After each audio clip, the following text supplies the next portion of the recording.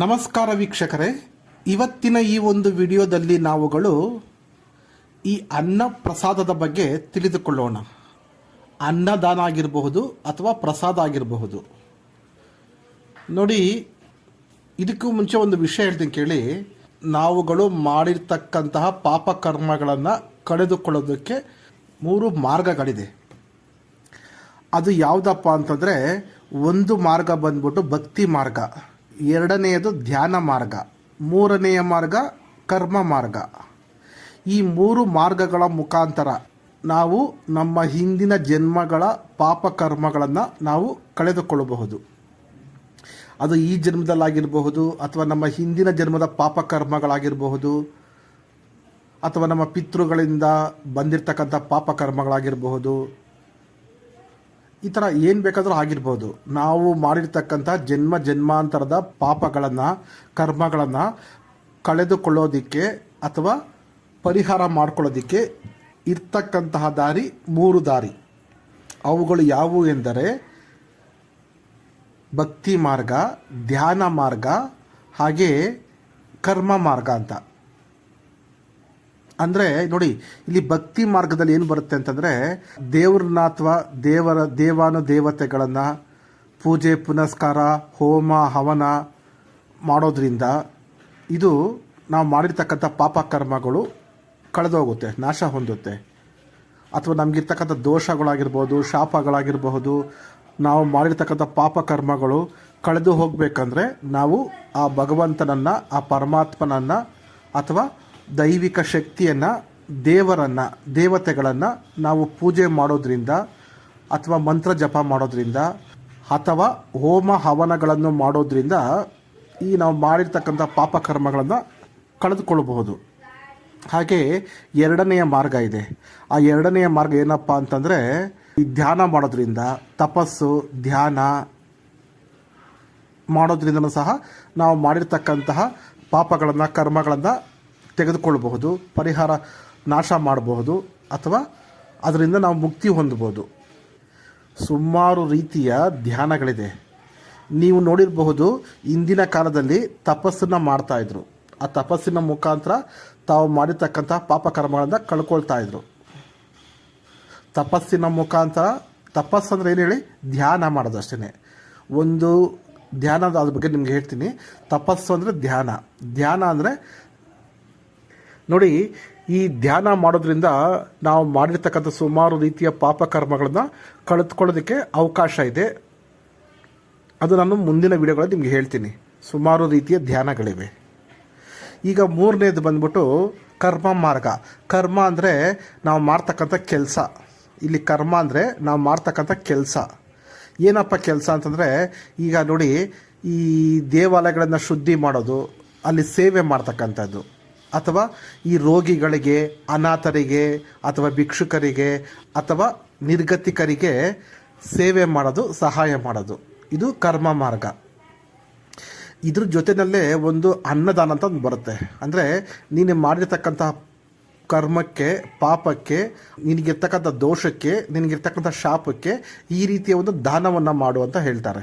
ಈ ಜ್ಯೋತಿಷದಲ್ಲಿ ಬರ್ತದೆ, ಅಥವಾ ಬೇರೆ ಬೇರೆ ಒಂದು ಇದರಲ್ಲೆಲ್ಲ ಬರ್ತದೆ. ಈ ಯಂತ್ರ ಮಂತ್ರ ತಂತ್ರದಲ್ಲಿ ಬರ್ತದೆ, ಜ್ಯೋತಿಷ್ಯದಲ್ಲಿ ಬರ್ತದೆ, ಅಥವಾ ಬೇರೆ ಬೇರೆ ವಿಧಾನಗಳಲ್ಲಿದೆ. ಬೇರೆ ಬೇರೆ ಒಂದು ಪೂಜೆ ಪುನಸ್ಕಾರ ವಿಧಾನಗಳೆಲ್ಲ ಆದಮೇಲೆ ನೀನು ದಾನವನ್ನು ಕೊಡು. ಅದು ಗೋದಾನ ಆಗಿರ್ಬೋದು, ಭೂದಾನ ಆಗಿರ್ಬೋದು, ಅಥವಾ ಸ್ವರ್ಣದಾನ ಆಗಿರ್ಬೋದು, ಅಥವಾ ಹಣ ದಾನ ಆಗಿರ್ಬೋದು, ವಸ್ತ್ರದಾನ ಆಗಿರ್ಬೋದು. ಈ ರೀತಿಯ ಸುಮಾರು ದಾನಗಳಿವೆ. ಈ ದಾನಗಳನ್ನು ಸ್ವೀಕರಿಸೋದಕ್ಕೆ ಬ್ರಾಹ್ಮಣರಿಗೆ ಮಾತ್ರ ಒಂದು ಯೋಗ್ಯತೆ ಇದೆ, ಅರ್ಹತೆ ಇದೆ. ಅದು ನಮ್ಮ ಪುರಾಣಗಳಲ್ಲಿ ಬರೆದಿರ್ತಕ್ಕಂಥ ಒಂದು ವಿಷಯ. ಏಕೆ ಆ ಒಂದು ಬ್ರಾಹ್ಮಣ ವರ್ಗಕ್ಕೆ ಮಾತ್ರ ಆ ಒಂದು ದಾನವನ್ನು ಸ್ವೀಕರಿಸ್ತಕ್ಕಂಥ ಶಕ್ತಿ ಇದೆ ಅನ್ನೋದನ್ನು ನಾನು ಮುಂದಿನ ವಿಡಿಯೋದಲ್ಲಿ ಬೇರೆ ವಿಡಿಯೋ ಮಾಡಿ ನಾನು ಹೇಳ್ತೀನಿ. ಬಟ್ ಈಗೇನಪ್ಪ ಅಂದರೆ ನೋಡಿ, ಈಗ ನೀವೆಲ್ಲ ಹೋಗ್ತಾ ಇರ್ತೀರ, ಅಲ್ಲಿ ಒಂದು ದೇವಸ್ಥಾನದಲ್ಲಿ ಅನ್ನದಾನ ಮಾಡ್ತಾ ಇರ್ತಾರೆ, ಅಥವಾ ಪ್ರಸಾದ ಹಂಚ್ತಾ ಇರ್ತಾರೆ. ನೀವೇನು ಮಾಡ್ತೀರಾ, ಸೀದಾ ಹೋಗ್ತೀರಾ, ಪ್ರಸಾದ ಇಸ್ಕೊತೀರಾ, ತಿಂತೀರಾ. ಇಲ್ಲ, ಅನ್ನದಾನ ಮಾಡ್ತಾ ಇರ್ತಾರೆ, ಹೋಗ್ತೀರಾ, ತಿಂತೀರಾ, ತಿಂದು ಅಲ್ಲಿ ಅನ್ನದಾನವನ್ನು ಸ್ವೀಕರಣೆ ಮಾಡ್ತೀರಾ. ಅಲ್ಲಿ ಮಾಡ್ತಾ ಇರ್ತಕ್ಕಂಥ ಅನ್ನದಾನವನ್ನು ಸ್ವೀಕರಿಸ್ತೀರಾ, ಅಥವಾ ಅಲ್ಲಿ ಊಟ ಮಾಡ್ತೀರಾ, ಅಥವಾ ಅಲ್ಲಿ ಆ ದೇವಸ್ಥಾನದಲ್ಲಿ ಕೊಡ್ತಾ ಇರ್ತಕ್ಕಂಥ ಪ್ರಸಾದವನ್ನು ಸ್ವೀಕರಿಸಿ ತಿಂತೀರಾ ನೀವು. ಕರೆಕ್ಟ್ ಅಲ್ವಾ?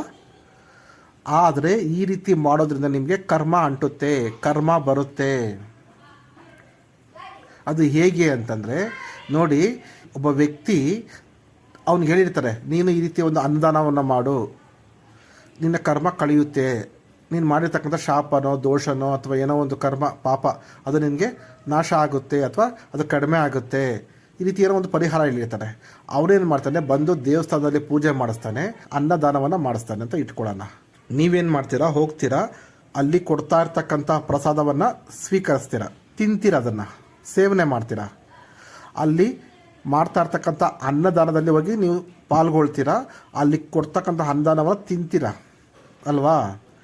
ಬಟ್ ಇಲ್ಲಿ ಏನು ಮಾಡಬೇಕಪ್ಪ ನೀವು ಅಂದರೆ, ಆ ಕರ್ಮ ಫಲ ನಿಮಗೆ ನೋಡಿ, ಅದಕ್ಕಿಂತ ಮುಂಚೆ ನಾನು ಹೇಳ್ತೀನಿ, ಆ ವ್ಯಕ್ತಿ ಮಾಡಿರ್ತಕ್ಕಂಥ ಕರ್ಮ ಟ್ರಾನ್ಸ್ಫರ್ ಆಗುತ್ತೆ, ಅಂದರೆ ಅವನಿಂದ ಬೇರೆ ಕಡೆ ಹೋಗುತ್ತೆ ಅದು. ಇಲ್ಲಿ ಬೇರೆ ಇನ್ನೊಂದು ವಿಡಿಯೋ ಮಾಡ್ತೀನಿ, ಎನರ್ಜಿಗಳು, ಪಾಸಿಟಿವ್ ಎನರ್ಜಿ, ನೆಗೆಟಿವ್ ಎನರ್ಜಿ ಅಂತ 2 ಎನರ್ಜಿ ಇದೆ.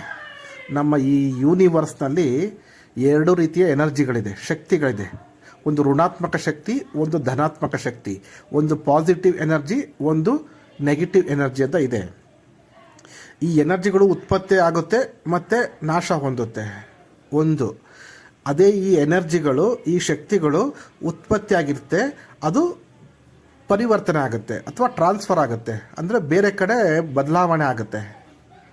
ಇದ್ರ ಬಗ್ಗೆ ತುಂಬ ಆಳವಾಗಿ ವಿಷಯ ಇದೆ, ನಾನು ಸ್ವಲ್ಪ ಜಸ್ಟ್ ನಿಮ್ಗೆ ಸಿಂಪಲಾಗಿ ಹೇಳ್ತಾ ಇದ್ದೀನಿ.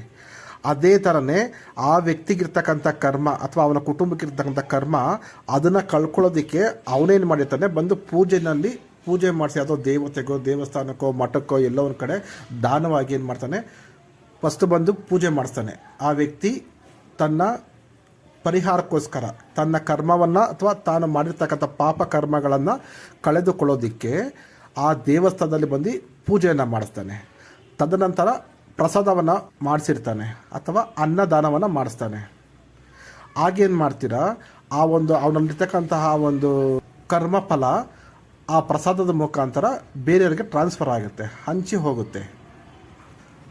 ಹೇಗಪ್ಪ ಇದಂತಂದರೆ ನೋಡಿ, ನೀವು ದೇವಸ್ಥಾನದ ಒಳಗಡೆ ಬಂದು ಪರಮಾತ್ಮನಿಗೆ ಕೈ ಮುಗಿದು ದರ್ಶನ ಮಾಡಿ, ನೀವು ದೇವಸ್ಥಾನದ ಒಳಗಡೆ ಬಂದು ಶುಚಿ ಮಾಡಿಕೊಂಡು, ನೀವು ಕೈ ಕಾಲು ಮುಖ ತೊಳ್ಕೊಂಡು ದೇವಸ್ಥಾನದ ಒಳಗಡೆ ಬಂದು ದೇವ್ರ ದರ್ಶನ ಮಾಡಿ, ಕೈ ಮುಕ್ಕೊಂಡು ಪ್ರಾರ್ಥನೆ ಮಾಡಿಕೊಂಡು ನಮಸ್ಕಾರ ಹೇಳಿ, ತದನಂತರ ಹೋಗಿ ನೀವು ಆ ಪ್ರಸಾದವನ್ನು ಸ್ವೀಕರಿಸಿದ್ರೆ ಅದು ಪ್ರಸಾದ, ದೈವಿಕ ಶಕ್ತಿ ಇರ್ತಕ್ಕಂಥ ಪ್ರಸಾದ ಆಗಿರುತ್ತದೆ, ಅದು ಅಮೃತವಾಗಿರ್ತದೆ.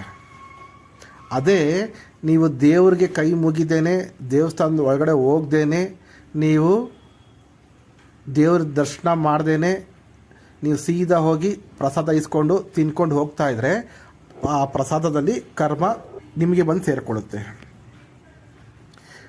ನೀವು ಹೇಳ್ಬೋದು, ನಾನು ಇವಾಗ ಸ್ನಾನ ಮಾಡಿಲ್ಲ, ನನ್ನ ದೇವಸ್ಥಾನದ ಒಳಗಡೆ ಹೇಗೆ ಹೋಗಲಿ, ಹೇಗೆ ಕೈ ಮುಗಿಲಿ, ನಾನು ಹೇಗೆ ದರ್ಶನ ಮಾಡಲಿ ಅಂತ ನೀವು ಕೇಳ್ಬೋದು.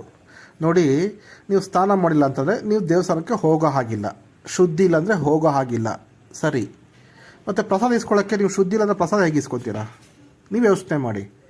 ನೀವು ಶುದ್ಧಿ ಇಲ್ಲ, ದೇವಸ್ಥಾನಕ್ಕೆ ದರ್ಶನ ಮಾಡೋ ಹಾಗಿಲ್ಲ, ದೇವ್ರ ಕೈ ಮುಗಿಯೋ ಹಾಗಿಲ್ಲ, ದೇವಸ್ಥಾನದ ಒಳಗಡೆ ಹೋಗೋ ಹಾಗಿಲ್ಲ. ಬಟ್ ಆದರೆ ನೀವು ಪ್ರಸಾದ ಮಾತ್ರ ಈಸ್ಕೊಳ್ಬಹುದು, ಅನ್ನದಾನ ಮಾತ್ರ ತಿನ್ನಬಹುದು. ಹೇಗಾಗುತ್ತೆ? ಅಲ್ಲಿ ಶುದ್ಧಿ ಬರಲ್ವಾ? ಪ್ರಸಾದಕ್ಕೆ ಶುದ್ಧಿ ಇಲ್ಲ, ದೇವ್ರ ದರ್ಶನಕ್ಕೆ ಮಾತ್ರ ಶುದ್ಧಿ ಬೇಕಾಗುತ್ತೆ ಅಲ್ವಾ? ಅಂದರೆ ನಿಮ್ಮ ಈ ಒಂದು ತಪ್ಪು ತಿಳುವಳಿಕೆಗಳಿದು. ಹಾಗಾಗಿ ನೀವು ಪ್ರಸಾದವನ್ನು ಸ್ವೀಕರಿಸಬೇಕು ಅಂದರೆ ದೇವಸ್ಥಾನದ ಒಳಗಡೆ ಹೋಗಿ ದರ್ಶನ ಮಾಡಿ ಕೈ ಮುಗಿದು ಆ ನಂತರ ನೀವು ಪ್ರಸಾದವನ್ನು ಸ್ವೀಕರಿಸಿ. ಇಲ್ಲದೆ ಹೋದರೆ ಅನ್ನದಾನವನ್ನು ಸ್ವೀಕರಿಸಬೇಡಿ. ಏಕೆಂದರೆ ಅದನ್ನು ಮಾಡಿಸಿರ್ತಕ್ಕಂತಹ ವ್ಯಕ್ತಿಯ ಕರ್ಮ ಫಲಗಳು ನಿಮಗೆ ಟ್ರಾನ್ಸ್ಫರ್ ಆಗೋಂತಹ ಅಥವಾ ಬದಲಾವಣೆ ಆಗೋಂತಹ ಚಾನ್ಸಸ್ ಇರುತ್ತೆ. ಇದು ನಾನು ಸಿಂಪಲಾಗಿ ಹೇಳಿದ್ದೀನಿ. ಇಷ್ಟು ಹೇಳ್ತಾ ಈ ಒಂದು ವಿಡಿಯೋವನ್ನು ಇಲ್ಲಿಗೆ ಮುಗಿಸ್ತಾ ಇದ್ದೀನಿ. ಹರೇ ಶ್ರೀಕೃಷ್ಣ.